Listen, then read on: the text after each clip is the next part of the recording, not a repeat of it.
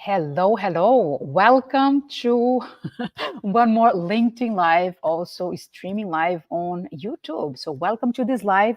My name is Juliana Rabi, career coach for remote jobs. And today we're going to talk about remote recruitment in startup and scale up. So, nice to have you here. Thanks for joining live. If you can say hi in the chat just to make sure that the sound is okay, the video is okay, just to ensure that this part is working out well. So say hi YouTube if you're watching YouTube, if you're watching on LinkedIn. So just say hi in the chat, and it's going to be nice to confirm that all the technical part is okay here. So welcome everybody. Juliana Rabi here. I am a career coach for remote jobs. Happy to have you here. And I also want to know where are you connecting from. I normally have a very international audience, people from different countries, different nationalities. So just let me know in the chat as you confirm that the sound and the video are okay. Let me know also where are you connecting from, okay? I will just check here from my side if the uh, if the streaming is working out well. So let me do some technical checkings here. Just see that on YouTube. Welcome everyone who is joining now. Happy to have you here. So let me see the technical part here from my side. Just checking here. It looks like my guest, she is having some technical issues. So cross your fingers there. I'm crossing my fingers here that Nela will be able to connect. That's why we started a couple of minutes late, because she is having some issues to connect. So let's see if she will be able to make it. But it looks like there is something not working properly with the platform that we use to live here. So I don't know what is happening. So let's see. Let's see. Um, we have someone said the sound is good and out a bit of with a little video lag. Yeah, there is something that's not working properly in the platform today. It looks like, so apologies for that. And my guest is also having some issues to connect. So let's send her some good energy so she can join the live, because I'm not going to make this live alone today. So I have a special guest. She is specialized actually in recruitment for startups and scale up companies. So she is the expert in this topic. So I really want to bring her on a stage with me so she can share her expertise and her many, many years of experience in this topic. So let me just wait just a couple of minutes more to see if she can join us, because yeah, it looks like there is something not working properly in the platform. So we have someone from Asheville, North Carolina. Nice to have you here. Thank you everyone for being live here with me. We are going to talk today, if the technical part let us, about remote recruitment in startups and scale up. And I thought about this topic because I know that, first of all, a lot of remote positions, they are to work in a startup and a scale up companies. Actually, one of the things I want to cover today is the difference between a startup and a scale up. So Nela will tell us more about it. So the first fact is that when you start searching for remote jobs, you probably realize already that a lot of those jobs are offered by startups. So I just want to make sure that you understand what is specific about this kind of company and recruitment. Is it different than if you apply for a multinational company, for example, regarding the recruitment process, right? The steps, the interview, the skills that companies are looking for people working in a startup. So I want to cover that because it's common. And second, because you might be asking yourself, do I want to work in a startup company? Is it the kind of company I'm interested? Does it fit my profile? Is it for me? So I also want to bring some information for you to be able to make a better decision about if you want to go for the startups or scale up companies, or if this is not what you're looking for and you want to go for a company in a different stage, right? In a different level, a different size of company and all of that. So that's why I consider this topic is so relevant, and that's why I invited Nela, but we are having some technical problems from her side. So I cannot see her here. Let me just send her a message. Uh, Sorry, I'm really trying to make sure she's here with us, but she's having some issues. My guest today, right, in the live, she's having some issues to connect. And she is the expert in the startup and scale up. So I'm trying to bring her on a stage. In the meantime, let's just wait a couple of minutes more to see if she can join us. I would love to see your questions. So if you're watching this live, I understand that you are interested in the startup environment, you're considering working remotely for a startup, right? So why don't you share in the chat your questions? Okay, let me know what you want to know about it. Let me know what is intriguing you about this topic. What are you struggling about, and anything that would help you to make a decision if you want to work for a startup or a scale up, and the questions that you have about it. So just share in the chat, and we're going to make sure we answer the question, okay? In the live. So, yes, welcome to the ones who are joining now. Welcome the ones who are watching live, and also the ones who are watching the recording of this live. You're very welcome here. I am Juliana Rabi, career coach for remote jobs, and today I have a guest, Nela. She is a recruiter specialized in startups and scale ups, and she is gonna cover this topic to help you in your remote job search, to help you to make a decision if working in a startup and a scale up is the right movement for you. And more than that, understand what is specific, unique, what you should expect from the recruitment process, the job interviews, the application process for startup and scale ups. Okay.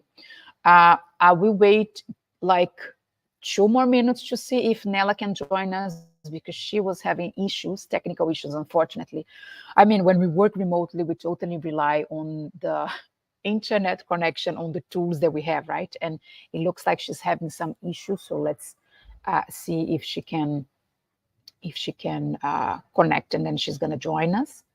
Um, Okay, we have some interesting questions. I'm just going to show them on the screen here, because you watching this live might have the same questions, right? So Hassan is asking, how do you recommend finding startups? Is there are a lot, very interesting questions, right? How to find them, how to identify the best ones. I like this question, Hassan. Thank you for that. Let me see another question here that Trapan shared. What are the info about a startup that we should know before deciding to work for a startup? I love it. So that we don't be made redundant after a couple of months, or the startup is dying after sometimes. Very interesting, right? How to ensure a certain level of safety in the startup, right? So the company doesn't break, doesn't close, doesn't fire people right after they hired you. This is a very common concern. I totally get that. Thanks for sharing that, Trap. And another question we got here is, let's see the other one. Let me see if I can put it here. Yeah. Which platforms to find startups that are active in social impact? Very interesting. Yeah, I do have a lot of clients who are interested in social impact, in NGO, or in very niche areas. So this is a very relevant question. Mile Redard, thanks for sharing that. Thank you, thank you. Look, I haven't heard from Nela. We were chatting a few minutes before, and she was gonna restart her computer to trying to enter here again, but clearly she couldn't make it. I'm trying to like text her here through LinkedIn, but she's not. I think she couldn't restart her computer, or something is happening from her side. So I'm really sorry. What I'm gonna do is I'm gonna see if we can reschedule this live, because as I said, I have a guest. She's the expert into remote recruitment for startups and scale ups. So the fun part about this live is the conversation that we're going to have together here. So this live is not only about me, it's about bringing her on a stage and sharing her expertise. And as she's having some technical issues, I will need to cancel this live. Like, we're going to finish the live before actually covering all the topics I wanted to cover. Issues happen when we work remote, when we do live events, right? This is live, this is real, this is real life. Unfortunately, I'm all here already in a beautiful space. I blocked my agenda and all of that. She did the same. She did the same. We were talking, we were excited, we prepared for this live. Yeah, she's sharing here that she tried different connections and uh, yeah, no. So there is nothing else we can do. She's asking if there is another way. No. So let me just tell her that we are gonna hopefully reschedule the live. So I'm going to finish for today. I really appreciate you being here, watching me live, watching the recording. So unfortunately, Nela, my guest, the talent acquisition specialist who has been working for years in startups, scale ups, doing remote recruitment. So amazing person, amazing professional. She has a lot to share with us today, but she's having issues to connect here. So we were talking before she was trying, she restarted her computer and all of that. But those things happen. So I apologize.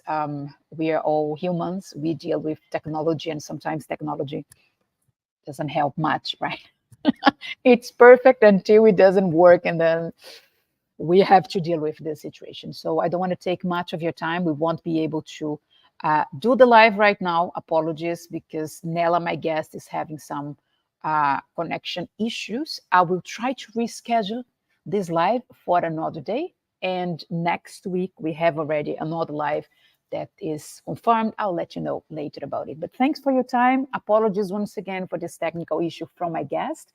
And we'll be back next week with another live, another topic. And hopefully, I'll be able to reschedule this live. And we'll still share the information with you about remote recruitment for uh, startups and scale up companies. Okay. Thank you for being here. This live is over, and we're going to have it properly in another moment, another time with my guest on the stage. Okay. Thank you for your time. Thanks for watching. Have a nice evening, afternoon. And oh, wait. I think she's joining now. Oh, she's joining now. So I'm just going to bring her on stage. Hi, Nela. Sorry, everyone, for the delay, but she made it. That's amazing.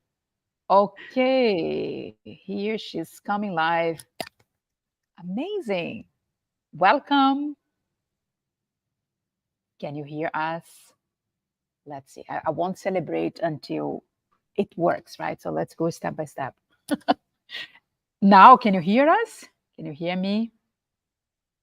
I can. I can. Can you hear me? Yes, I can. Welcome, welcome. Oh my goodness. I was already saying goodbye and apologizing and all of that. That's amazing. I'm very Yes. sorry for the Yeah. delay. It's It's okay. remote work life. I know that. Yeah. So everyone, this is Nela. I'm so happy that we are finally doing it. So forget everything that I said before. We are making this. This is live, so we do it. Yeah, let's do this. So amazing, Nela. You're very welcome. Why don't you introduce yourself to our Sure. audience here, please? Sure, sure. So I'm Nela, and I'm working in recruitment currently, and I have been for the last some 3.5 years now. So my specialty right now is working in startups and scale-ups. Although I'm currently a part of a quite a large company, but it kind of has some elements of a startup as well. So my career has been quite adventurous. It started quite suddenly and unexpectedly, and I found myself in recruitment to be quite happy here. So right now I'm working in the energy industry in a trading company called D Trading.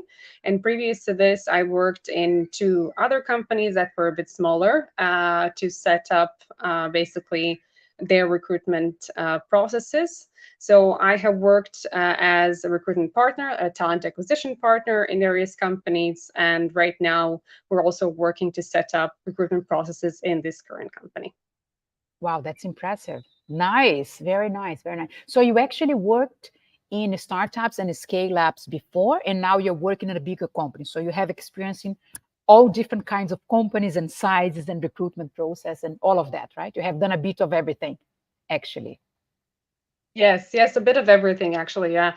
But right now, also this company has a lot of you kind of have to still have this startup mindset to Mm-hmm. be able to kind of understand all the processes that are going on, because the company is new in the market where we are currently growing. So before it was literally startups and scale ups, but now Yeah. also the elements are there. Nice, nice. Why don't you explain us the difference between a startup and a scale up? Because maybe people who are watching here, they don't really know the difference. Can you explain us that? Sure thing. So there's of course the kind of economical standpoint at first. So up to a certain amount of income that a company has, or revenue in this case, it's a startup, and then from then on it should be a scale up officially. So this does vary depending on the industry and how you think of income and revenue in various countries, etc. But when it comes to HR, recruitment, etc., what the difference is basically in a startup and a scale up. So a startup usually has maybe some basic principles of recruitment. They have some definitely ideas who they want to recruit, how they see themselves. They could definitely be more advanced on this as well, to have like proper like talent mapping as well in some cases, but oftentimes that's not the case. Various in scale ups, they kind of have to already have it to have a really good idea already, not just of the market where they're growing, but also how they see their team growing. So essentially, who are the right people based on the technical skills, but also the culture and the soft skills. So is it correct to say like a startup, they have less money as a company, right?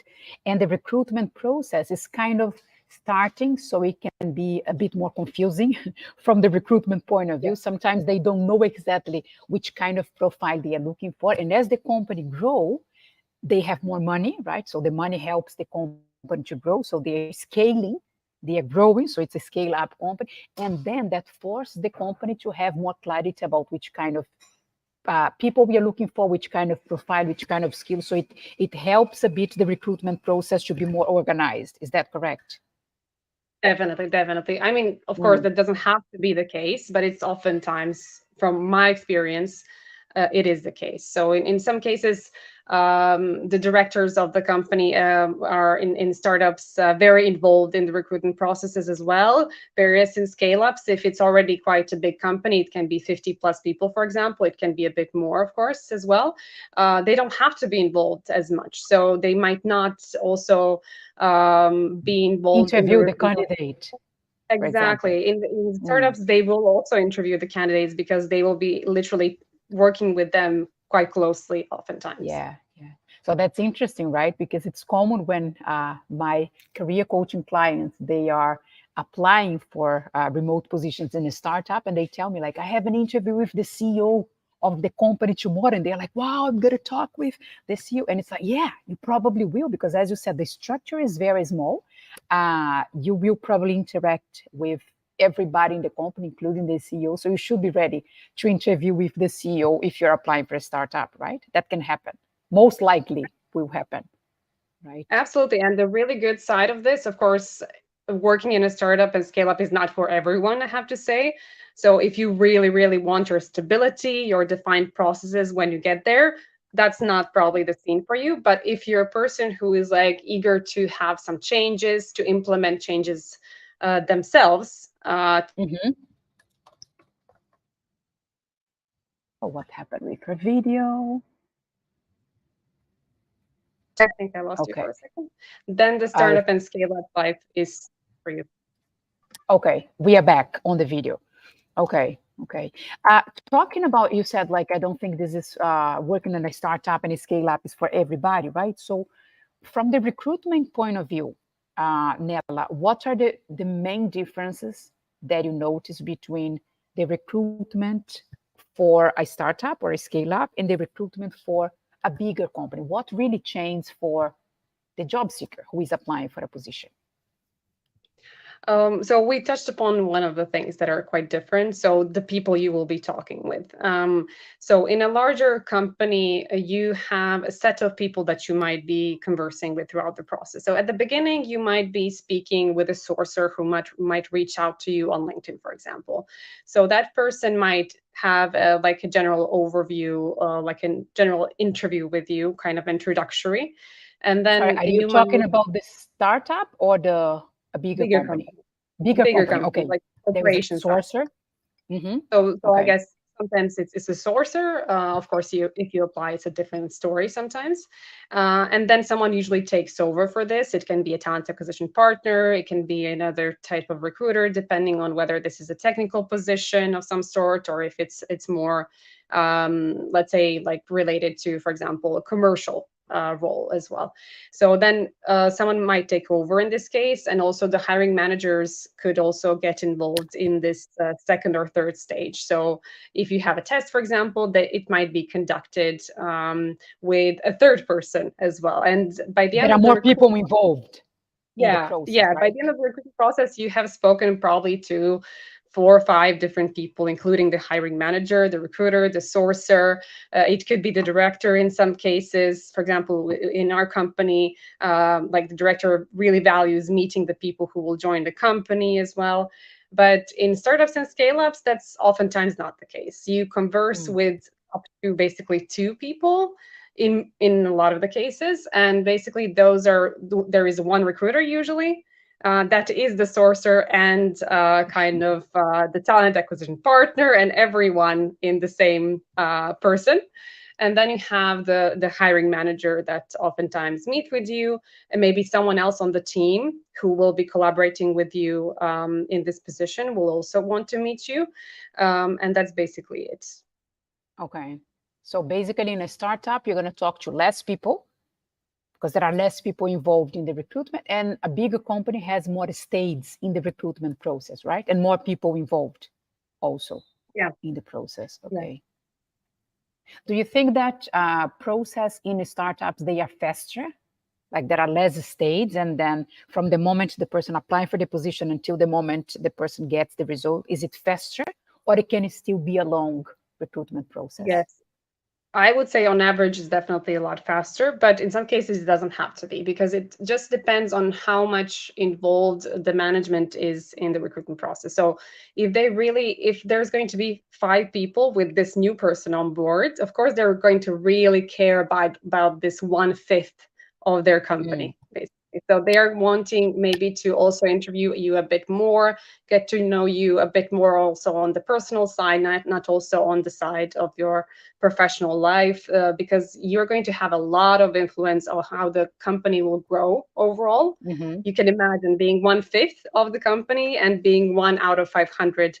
It has a lot of course, it also depends on the position, but you have a lot more influence if you're participating in actively building the company, various when you are a part of a current team that already has Mm-hmm. its process that you can, of course, improve. Oh, I think I'm losing her video again. Okay, you're back now. Yeah, I lost you for a second. You were saying about the impact, right? In a startup, you interact with, there might be like 5 people participating in the recruitment process, and you're going to have a direct influence in their team. So they are like very careful when recruiting you. And when you work for a bigger company, 1 out of 500 people, your impact somehow is a bit smaller, right? That was your Yes, idea. yes. Mm. It's usually the case. So once you have a company that is already defined, it has every team has its kind of defined goals, strategies, KPIs, etc. Various when you're in a startup or a scale up, you are the person who is also defining these processes oftentimes and these KPIs and these goals, not just maybe for your own department and your own role, but also for the entire company. You're oftentimes the participator, the builder. Yeah, yeah, nice, nice. And because it is slightly different, right? The recruitment for a bigger company and a startup, what do you notice, Nella, working so many years in different startup companies, right? That remote companies tend to value more when they are recruiting a candidate for a startup. What are the main skills, the main behaviors, the main things that startups really like to see in a candidate?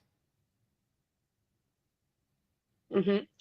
So I would say I guess nowadays, of course, we have all worked remotely because of the Corona times. Beforehand, some people worked remotely, some haven't. So I think the Corona times changed also the way companies work. Even those that weren't remote had to be remote, basically. So um, the main difference for the recruitment side for the remote roles, for I'm going to talk now about the companies that were also previously remote, not just during the Corona times, and those that continue to be remote, is that you sometimes lack that kind of face-to-face touch that you get from seeing the person face-to-face. So if a person comes to your office, you are able to see like their body language a bit more and everything, and that also kind of helps you kind of get a feeling of the cultural aspect of how they would fit the job. To be, of course, as unbiased as possible, I think remote positions are a bit less biased. So in that way, I would definitely put this as a definitely a pro for the remote positions, because it makes Mm-hmm. sure that the process is much less biased. So, for example, the person might, for example, have to do a bit more testing online than in the position that is like office based, because in some cases, of course, you will still go through the technical tests, but in some cases the psychometric or the psychological testing will be done face to face. So the Mm-hmm. person also sees your body language and they assess your culture fit as well. But in the case of the remote position, that's a bit trickier. So you would have to kind of do it through like online testing, basically, which is a bit Yeah. less biased. And what about the skills, right? What are the skills or the apart from all the testing, right, that you said? So you avoid the bias and you test people, or you add some stage to make Mhm. sure the person has the skill. But like, is there some skills that you notice that are more necessary for remote candidates applying for the startups? Which skills would you Yes, highlight, absolutely. like the most important ones, the ones that really make an impact in the startup and help people to perform well in the company? Yeah, so I would say the number one skill is having effective communication. So understanding what is requested from you, from your superior, your colleagues, also in during the recruitment process, understanding what is needed basically, and providing that information in written or verbal form in a thoughtful way. So basically. You're able to, answer the questions in a the way that is kind of summarizing exactly what they're asking you to do. So you're efficiently using your time, basically, and you're communicating exactly what is needed to the right person. So sometimes that can be a bit trickier when working remotely, because when you have those like water cooler chats in the office, sometimes you are able to ask some things that you might kind of forget when you're working remotely. But in a remote setup, that is definitely executable as well. Let's say it's possible to happen, but you will still need to make a bit more effort. So the Yeah. company's onboarding has to be a bit more bulletproof, Mm-hmm. definitely, to set you up for success, definitely. So So effective communication. communication, effective communication is the number one skill for the Yeah, ones who are searching for a remote job in a startup. I agree. Communication is a yeah. must. Then Definitely. Yeah. autonomy, absolutely. Being Autonomy. able to learn fast, that's also for startups and scale ups, but also all the companies would value this definitely, but even more in startups and scale ups, and even more when you're working remotely. The Mm-hmm. autonomy, being able to become autonomous quite quickly. Of course, it's great that you're able to ask a lot of questions and that you're able to get answers for them during your onboarding, but after that, and after several months more, it's great that you are able to be autonomous. Mm-hmm. Nice, nice. Effective communication and autonomy. Good, good. Nela, while we were waiting for you to join, we had some of the participants asking some very interesting questions. So let me bring some of those questions here. Uh, Sure. I'm going to bring this one, for example, from Trapan. So she asked, like, what are the information about startups that we should know before deciding to work for a startup so that we won't be made redundant after a couple of months, or the startup is dying after some time. So I think it makes sense, this kind of question. Nobody has a crystal ball, right? So you can't really know 100% sure if the company is gonna, if the company is going through a bad financial situation or whatever. But what are the elements that you would recommend job seekers to check, to know, to search for information before deciding if that startup is a good option or not? I think the question is very interesting. Yeah. Yeah, absolutely. And it's a really valuable question, and it's a tricky one to answer. So I was also actually actively looking for a remote job earlier in my career. So what, for example, I did, and what I would kind of make even more of a statement now, is of course finding everything possible online. Play detective, basically. So all the articles, everything that you can possibly find, it's really tricky, especially if you have to move countries as well sometimes, even for a remote job that might have to happen sometimes.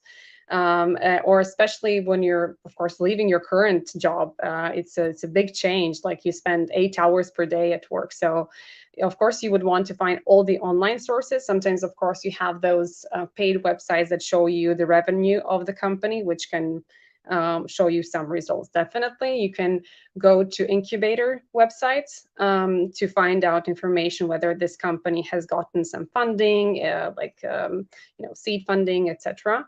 And then the main thing, and probably the best source of information, is to just ask during the interview. So it doesn't cost too much to go to the first interview, and then you will see how transparent they are actually about how the company is doing.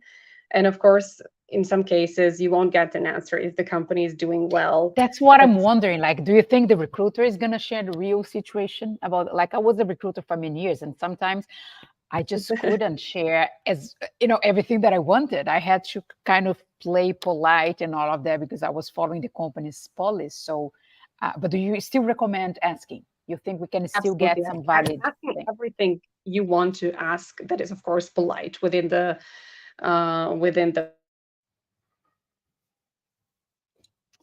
Oh, her video. the recruiter says that this is not our Okay. policy to share this. And of course, they Mm, will not be able to share the exact numbers, for example, about the revenue, but they can share their strategy.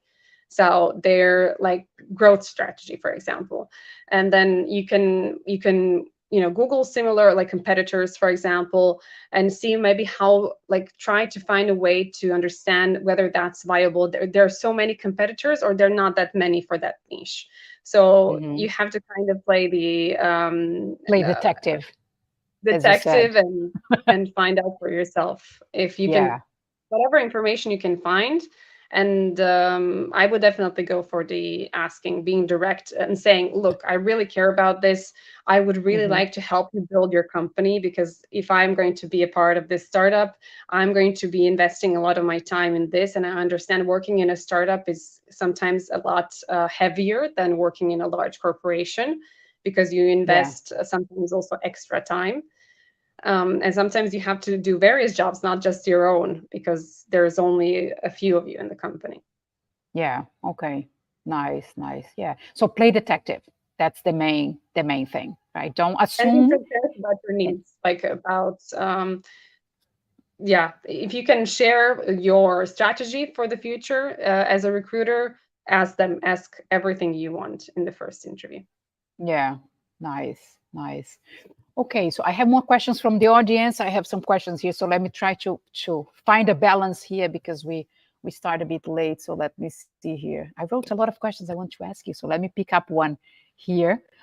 Okay, this one is good. Like the main mistakes that you see candidates making, Nela, when they are applying for remote jobs, because as a recruiter you talk to candidates every day, and I'm sure there are some recurrent mistakes and that you see and you're like, I can't believe this is happening again, like this is so basic, this shouldn't happen. So what are like those basic and terrible mistakes that job seekers are making today when they are applying for remote jobs, so everybody watching will never make this mistake again? So please help us with that. Um, I oftentimes see candidates not reading through the job description. And of course, Oh, reading through a job description from the perspective of working in HR is slightly different. I don't expect anyone to be working in HR for their whole life and then applying for the job, of course, and have the same understanding as a person who would be creating this job description. But unfortunately, all of us were applicants once, and we all need a bit of information about how to read a job description. And it really does help. I would really recommend everyone to learn how to read a job description before they apply or before they come to the first interview. So Of course, how do you read the job description? Like two tips about it, very fast. How do you read the job description in the right way? just to, of course, first, everything is important in the job description, but the responsibilities and the qualities that the person needs to have are the most important. So you can immediately see if for example, like being prone to change and being okay with change is there, that this company is evolving right now. It can be a large company, can be a small company, but they do value people who could potentially do multiple things at the same time, multitasking, things like that. So you can also, like in your application, you can use the same keywords as they are in the job description. That also might help you. You can put those keywords, Totally. and I recommend this in your resume, in your cover letter, if you will write one. So the keywords are everything, and there are multiple ways to say something. So if you read the job description, the recruiter will immediately know that you have read it, that you prepared, and that you thought about joining the company seriously. Yeah. So you increase the match with the position because you're talking about the skills that they refer, the requirements that they refer in the job description, and you use that in your resume. I will say, even in your LinkedIn profile, right? You can also put that LinkedIn profile, cover letter, resume. So you extract what that company is looking for, and then you mention those things in your resume, job description, and you focus on the qualification and requirement. Of course, it's important to know about the company and general information, but focus initially in the requirements to see if you meet the requirements and if it makes sense for you to apply for the job. And then you also extract the main idea and you put in your resume, cover letter, and LinkedIn profile. So basically, job seekers don't read the job description. That's the mistake that they do, right? I mean, maybe they do, but they don't showcase it in some way. So Okay, so it they doesn't don't, count. oftentimes, people don't make themselves discoverable. So I recommend in the 21st century for everyone to have their LinkedIn profile. It doesn't have to be up to date all the time. Of course, there's life happening beyond LinkedIn as well, but to have it up to date with the keywords that are the right for that type of position that they might want. But if they're actively searching for a job or even passively, check your LinkedIn page. If you're, for example, software developer, go for every type of website where you can find your profile and check what's there. Like if it's not up to date, whether your position is not there, the projects that you have been working on are not there. Just write a few words. It doesn't have to be complex. Yeah, nice, nice. Okay. Um, I have another question here. Let me bring this question that Hassan asked. That's an interesting question also. He was like, how do you recommend finding startups as there are a lot of startups? So I understand that for someone who is considering working in a startup, it's like, where do I find those companies? I don't know which criteria. I imagine that he's also wondering, like, which criterion do I use to filter all the startups that I'm finding? Is there like a specific portal or platform for a startup? So, like, basically, where can people find startup jobs? And once they find, where do they go from there? Like, which criterion to use to move forward and decide if I want to apply for this one or for a job in the other one? Yeah. So I would start with AngelList. Basically, it's a website where companies oftentimes look for funding. And it doesn't mean that that company is not doing well at all. It doesn't have to be the case at all, but it does mean it's a startup or a scale up usually. So the larger companies are most likely not going to be there. So AngelList is well known in a lot of countries that I am familiar with. And then you can also search through the companies who are looking for various positions, not only on LinkedIn, but on, for example, Remotive. So companies, the websites that are specialized in remote work, and they oftentimes have positions like that are not just remote, but also in startups and scale ups. That's actually where I found my first job in a startup at Mm, in remoted basically. So those kinds of websites, and also companies that are startups often look for also interns. So you can also go to like university websites and check who is hiring there, because they sometimes want, people who are having, okay, they are okay with a person having less experience, but who can evolve basically in the company. So it mhm. also doesn't mean that the company doesn't have money to pay you or anything like this. It means that they're looking everywhere, but you can also find them and see how they're evolving. You don't even need to apply immediately, but you can follow them Keep an for a eye. while. Yeah.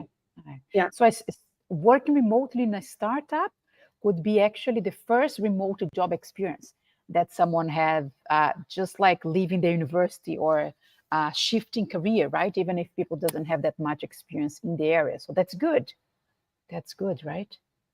It's No, it's interesting. excellent. I think it builds you as a person. It helps you grow much faster if you start your career working in a startup or scale up. It really doesn't spoil you. It really like um, brings you to the center of everything. You get to learn from various people Hmm. oftentimes, and you get to grow as a professional, as a person, and you basically see what you like doing a lot, because sometimes Yeah. you are working in various positions at the same time, basically, and basically you learn, okay, I like this.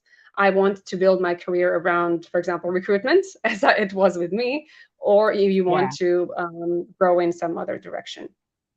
Nice, nice. And Ellen, like you didn't work remotely before until a certain point that you start working remotely, just like me, right? We both start working in an office and then we moved to remote and we both like the remote work environment, but it's not all perfect, right? Today we had the issues to connect and here, so we know that those things happen, right? So how do you balance working remotely, like the work-life balance?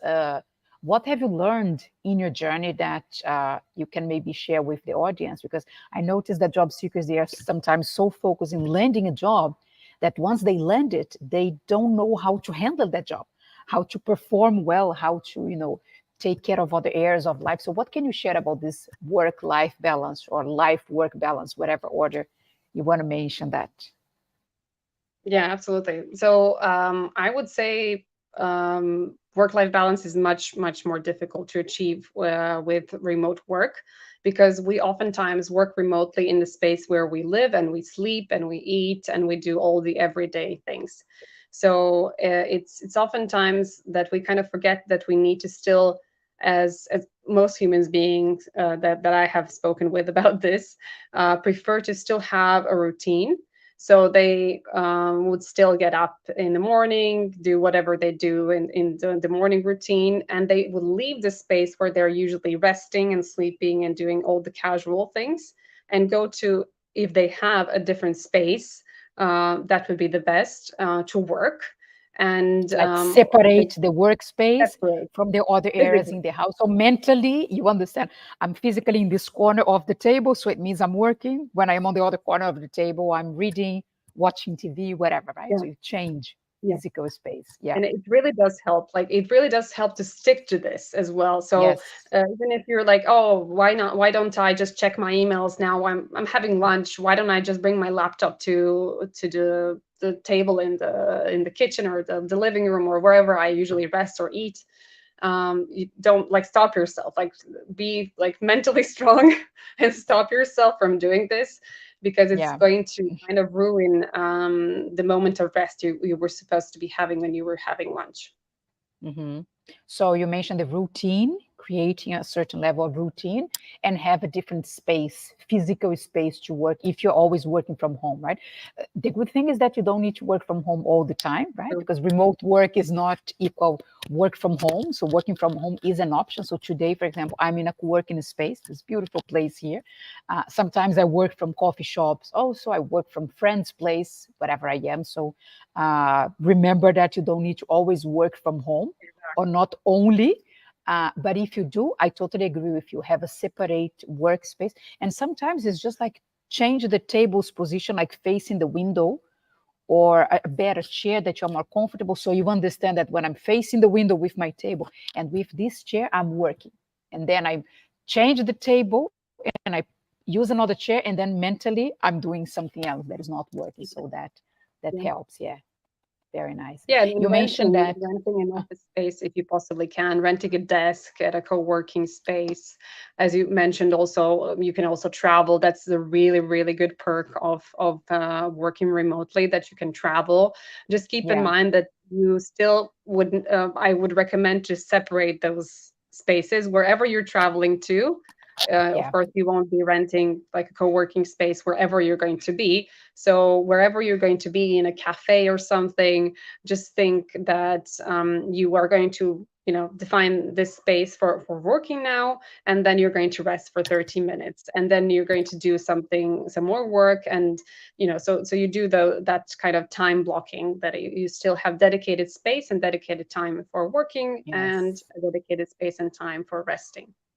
I love it. Super important. Create those boundaries, because otherwise it gets all messy, right? I'm working all the time, checking my phone all the time. I'm eating in front of the computer. So then it's a chaos, right? And the idea of work remotely is the opposite, is to bring us more time, more quality time, right? Make better choices. But we need to be intentional about it and careful, because if we mix all of that, that can be confusing. And then we pay with our healthy, we pay with lack of social interaction because we are working all the time. And it doesn't have to be like that. There are better ways to handle the working remotely, and yeah, making better choices. Amazing, amazing.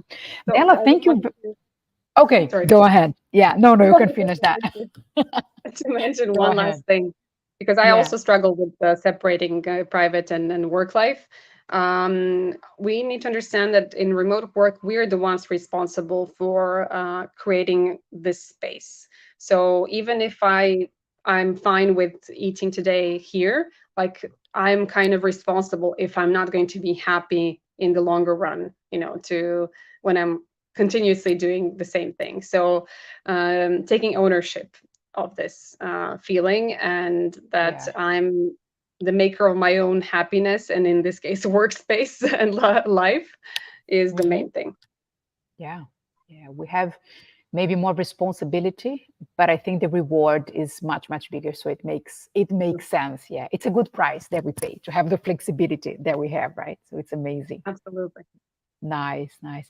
Nella, thank you for being here. I'm happy we could make it despite of the real life technical issues that we had at the beginning. So I'm really happy to have you here. Do you have any final message, like any final word for the ones who are watching us live or the recording and that are job seekers in 2023, considering a remote job in a startup? What is your final message for them? It's really like, remote work in startups and scale ups is really a life changer. So whoever chooses it, of course, it's not for everyone, but for the people who are okay with it, and who are like happy for a lot of changes and a lot of high growth, it's a really, really big career opportunity. Oh, I can't believe her Don't videos. hesitate and just go for it. Okay. Apply for those jobs, even if it's like multiple jobs. Okay. I lost you for a Ah, little bit, sorry. but I think I got the message. You're saying that it's a life change experience, right? For the ones Yes, who yes, embrace it. absolutely. Okay. Yeah. Nice, Yeah. nice. Exciting, exciting times, and even more exciting because there is a lot of remote jobs in a startup and a scale up. So it's kind of, we had to talk about it. It is a large part of the positions available. So it's nice to bring this topic. Thank you for everything that you shared. was really nice to have you here. For the ones who are watching and are not connected to Nela yet, so just search for her on LinkedIn, say that you saw her on the live, and yeah, start networking and keep learning from her. So thank you very much. Great to have you here, and have a nice evening. Thank you, everyone who is watching. Sorry again for the beginning, the technical issues, but we made it. I'm really happy about it. Thank you, Nela, for your time. Thanks, everyone, for watching. Have a nice day. Take care. Thank you. Bye. Have a good day. Bye. Bye.